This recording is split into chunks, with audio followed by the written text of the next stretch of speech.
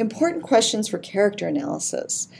Character analysis is a process that the actor goes through to understand the character, and here are just a couple of examples. What do I want from the other person on stage? You should always know that.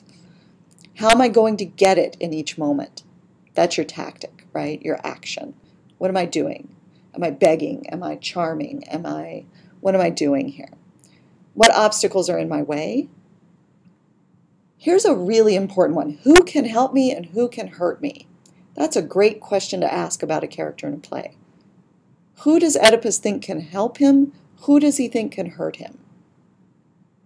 And you see through the play that he turns on a dime. He thinks Tiresias can help him, then he thinks he is undermining him in some way, and he's angry, right? So he switches back and forth a lot, and that's part of his character. So that tells us a lot about him. Who he thinks can help him and who he thinks can hurt him. What do I stand to gain or lose? In other words, what are the stakes? So you want the stakes as an actor as high as possible. It gives you something to do. The worst thing in the world is to have to stand on stage and think, I don't know, I'm just kind of saying lines. I'm kind of bored with it, as a matter of fact. That's when you know your stakes are low. That's when you know you haven't really tapped into what the characters need for this to happen. We spend so much time in life just trying to be cool and calm and play down everything that it can be hard to then get on stage and say, no, I'm going to make this important. This is important to this character.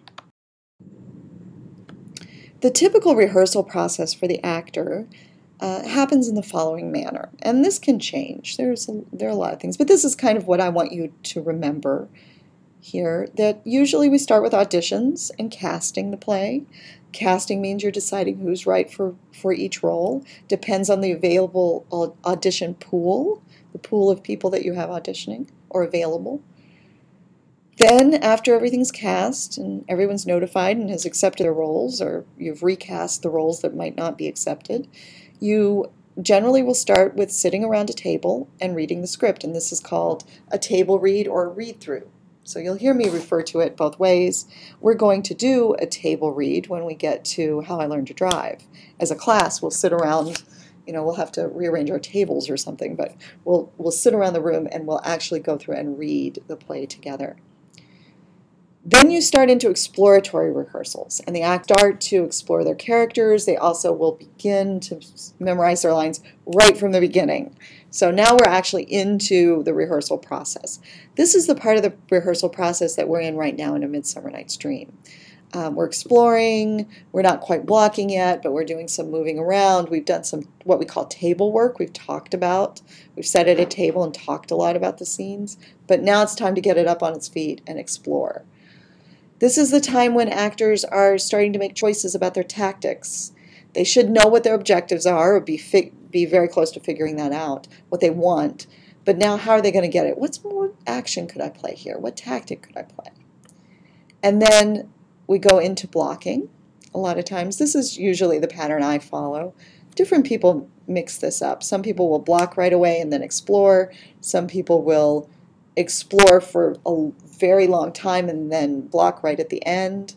I don't like to do that because as the actor is too nervous.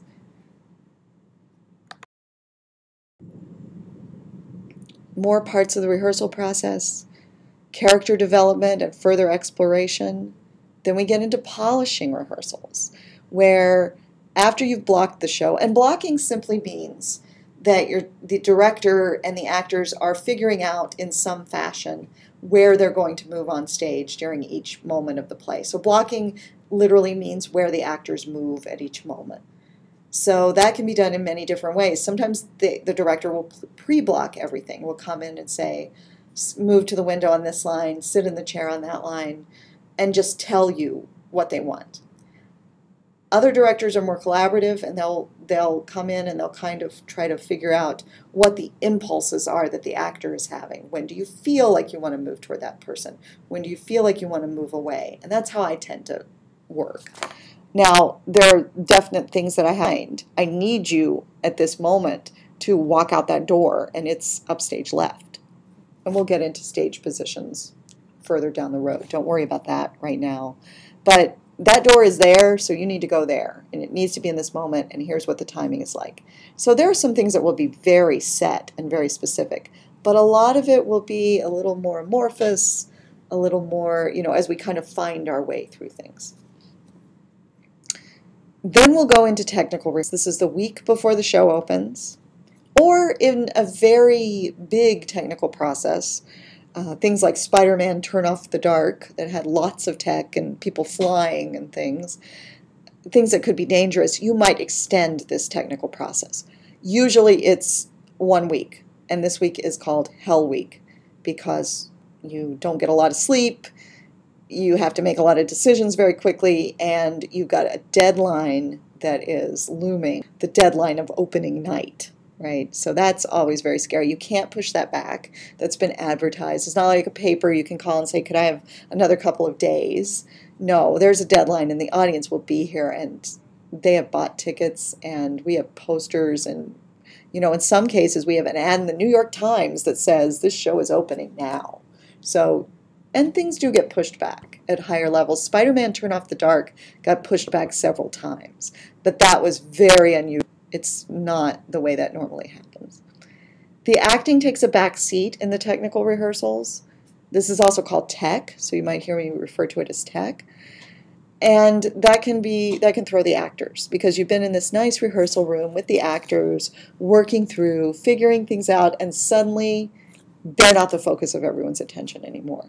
So while you should try to act during technical rehearsals, you have to realize that other things are going to take priority. This is when you get the lights in place, the set, the costumes are getting finished, the sound design. All the design elements come into play, into fruition here during Tech Week. And those are things that have been worked on all throughout the process, but now we're down to the wire and we got to get this stuff done.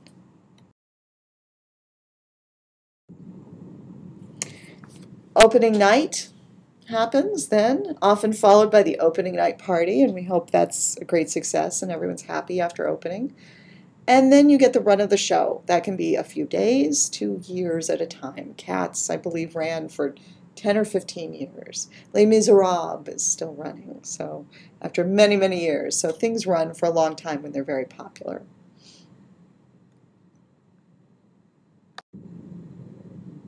I want to also mention Actors Equity Association, or AEA. This is a group that is often simply referred to as Equity, and it's the labor union for professional actors and stage managers. It started in 1913 after an actors' strike to provide protection for actors, very public strike. Actors were being abused pretty badly. They would be sent out on cross-country tours on trains and just dumped. Sometimes the production ran out of money and they said, we don't have any money to get you back to New York, Utah now. And the actors would have to go and find jobs and try to make their way in a strange place until they could get money to pay their own way back. So things like that were happening. Safety was a big consideration. Working hours were a big consideration. People like to see shows on holidays, so actors often work on holidays. And they weren't being paid extra for that. They weren't really getting anything. They might be asked to do multiple shows in one day. And now the most shows you can do in a day, if you're a member of the union, not everybody is 2 shows. You have 2 show days, matinee and an evening performance. And in a week, you can do 8 shows. But you can't say we're going to have a matinee every day for this Broadway production. Unless you want to bring in a different cast. I don't know of cases where that's happened. It might be possible, but mostly people are coming to see a particular cast, so they don't want the cast B, they want the A cast.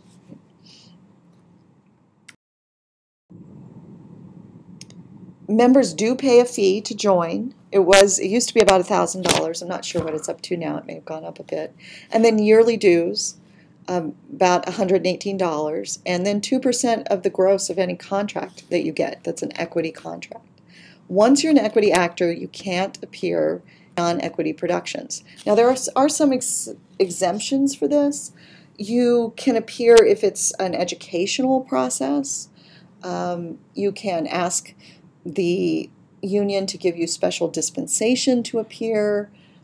Sometimes they will, sometimes they won't. And actors often simply ignore this rule because in some ways equity is a very weak union. They have a membership that wants to work no matter what, and that can undermine their negotiations sometimes. In return for all this money that you're paying, the union sets rates for your contracts, oversees safety and labor issues in professional theaters. So that's important. You can't be fired because you refuse to go and jump off a tower and break your neck. There have to be safety considerations in place. Breaks are regulated by the union. If you work a certain number of hours, you have to have a break. Tech Week is regulated by the union. You can call actors called a 10 out of 12, but only during Tech Week. And a 10 out of 12 is you're called for a 12-hour period. So I might be able to say, you'll be here from noon to midnight for our rehearsal today. But because it's 12 hours long, I have to give you a lunch break and a dinner break of an hour. So the 2 hours have to be off so that you can get lunch and dinner.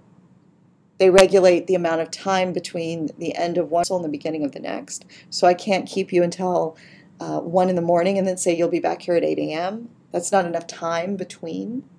So a lot of things that other labor unions do, equity also looks at and regulates.